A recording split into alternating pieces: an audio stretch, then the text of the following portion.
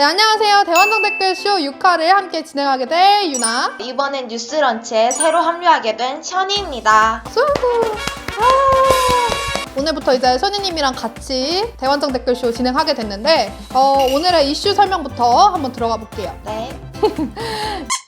네, 지난주 금요일에 해밍스님과 관련된 소식을 전해드렸는데요. 평소 무소유란 가치를 설파했던 것 치고 기가 막힌 남산뷰의 집이 논란이 되었죠. 션이님도 봤어요, 그거? 봤죠. 깜짝 놀랐습니다. 네. 네, 그래서 이어서 건물주가 아니냐 하는 의혹과 외국인 스님인 형각 스님의 비난 등으로 온 나라가 들썩들썩했습니다. 그런데 관련된 기사들과 댓글들을 살펴보면서 올해 논란이 된 여러 가지 이슈들과 비슷한 키워드를 발견했습니다. 두구두구 같이 쳐주면 안 돼요? 네, 바로 기만입니다.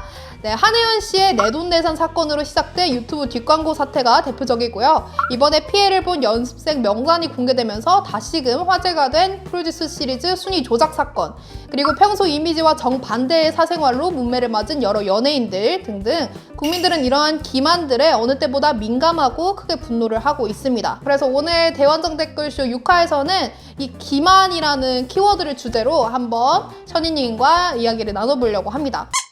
기만이라는 키워드에 대해서 션이님은 평소에 어떻게 생각하셨나요? 저는 사실 국민들이 분노하는 건 당연하다고 생각합니다.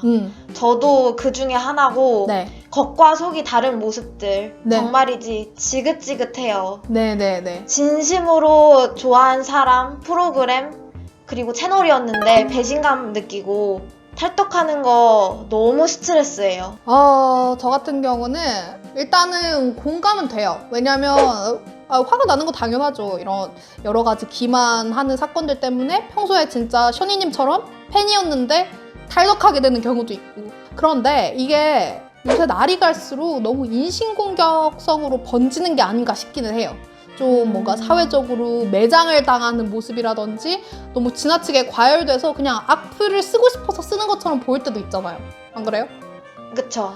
그래서 오늘 여러 가지 댓글들을 저도 한번 가지고 와봤고 션이님도 한번 가지고 와봤습니다. 일단 요즘에 가장 논란이 되는 유튜브 뒷광고 사건이 있었죠. 그 맞아요. 중에 이제 제가 뽑은 댓글은 우리 갖고 장난치는 거야? 였거든요. 이제 이 댓글 같은 경우에는 제가 굉장히 공감이 갔는데 정말 솔직히 네. 말해서 그분들이 시청자분들을 갖고 장난을 친 거잖아요. 뒷광고까지 하면서 그거를 이제 전혀 밝히지도 않고 그냥 저희를 말 그대로 기만한 거죠. 그래서 저는 굉장히 실망을 많이 했습니다. 근데 그리고- 봐봐요. 제가 네. 찾아온 댓글이 좀 일맥상통하는 부분이 있어요. 네. 그 뒷광고 얘기를 했잖아요. 네. 선생님이. 네. 뒷광고 때문에 되게 사회적으로 많이 매장당하고 약간 이런 케이스들이 있었는데 네. 아까 말씀하셨던 우리 가지고 장난하냐 이런 경우로 끝난 경우도 있는데 네. 제가 찾아온 거 보세요. 봐봐요. 이 댓글은 그 뒷광고한 유튜버들 정리한 영상에서 따온 댓글이거든요. 네. 나름 괘씸하긴 한데 목매달아서 사라져달라는 건 뭐냐? 선 넘네? 이렇게 돼 있어요. 댓글에. 그러니까 뭐냐면 그분 영상 댓글에 목매달아서 자살해라 이런 댓글이 달린 거예요. 근데 거기에다가 나름님이 밑에 대댓글로 네 라고 답글을 단 거예요. 답글을 달고 완전 잠수를 타버렸어요. 이러니까 사람들이 아니 그래 뒷광고 한 거 맞고 어떻게 보면은 많은 사람들한테 사기를 쳤다면 쳤는 건데 그거 가지고 이렇게 너무 인신공격성 발언을 하는 게 과연 맞는 건가? 이 사람들이 정녕 이 뒷광고 때문에 분노해서 이런 일을 저지르는 건가? 아니면 그냥 마녀 사냥을 하는 것처럼 일방적으로 악플을 다는 거에 흥미를 느끼는 건가? 하는 거죠. 그거는 인정해요? 인정하죠? 화난다고 그렇게까지 하는 건 나쁜 거 아니에요? 그러니까 그 부분은 인정을 하죠. 그러니까 너무 심하게 좀 선을 넘거나 과하게 비판하는 거는 저도 문제라고 생각을 하는데 근데 그분들이 저희를 기만한 거는 맞잖아요. 인정하시죠? 그쵸 맞아요. 그건 인정합니다. 네. 그거는 네. 인정해요.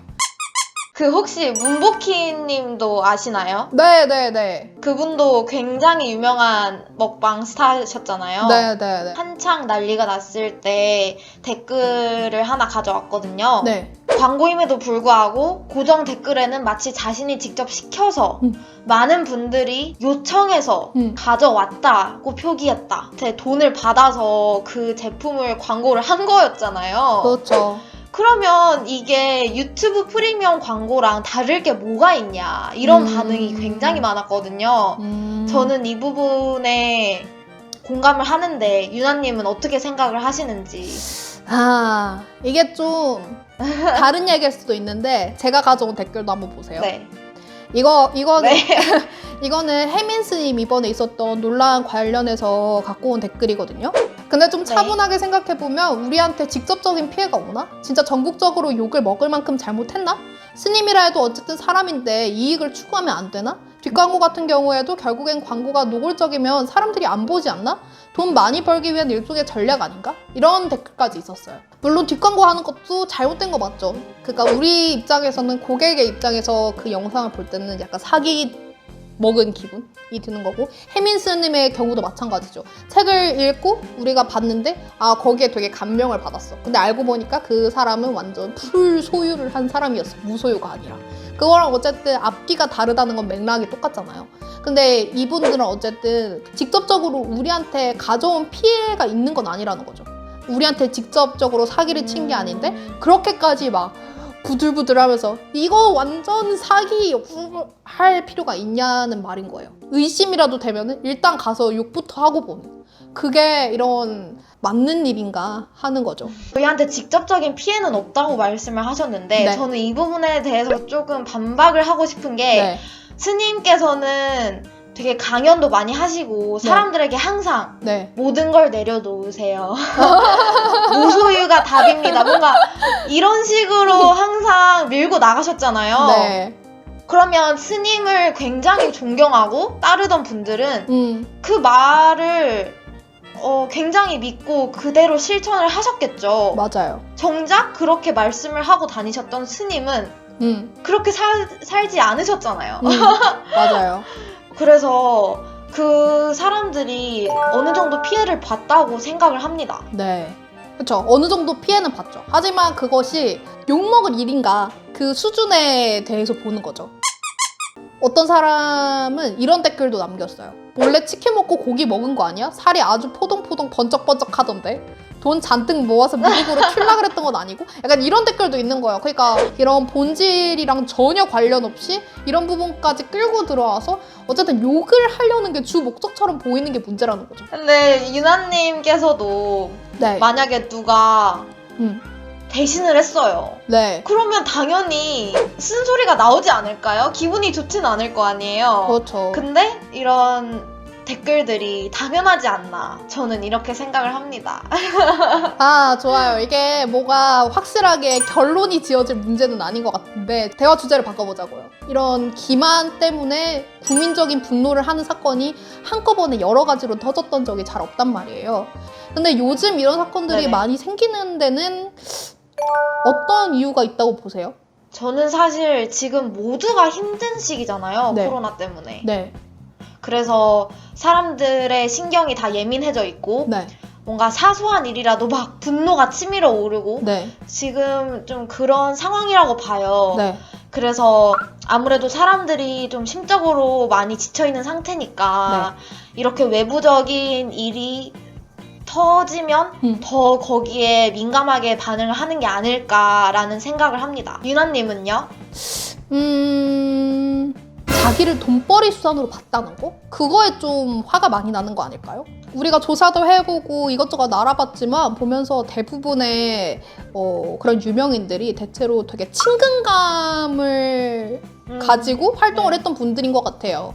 또 나랑 친한 사람인 것처럼 이렇게 친근하게 행동을 하면서 팬덤을 만들어 왔던 분들인데 이렇게 갑자기 너무나 다른 180도 다르게 당신네들은 돈벌이야 하는 식의 태도를 보여주니까 좀 화가 나는 게 아닌가 싶기도 해요. 그쵸? 그분들이 워낙 이미지가 좋으셨던 분들이라서 더 배신감이 크게 느껴지는 것 같아요. 맞아요, 맞아요. 근데 이게 또 약간 요즘 보면요. 이런 분들을 쫓아다니면서 드립을 치는 게 어느 약간의 유행처럼 번져나가는 것도 있는 것 같긴 해요. 안 그래요? 사실 어떻게 보면 조금 화풀이 하는 느낌이라고 해야 되나?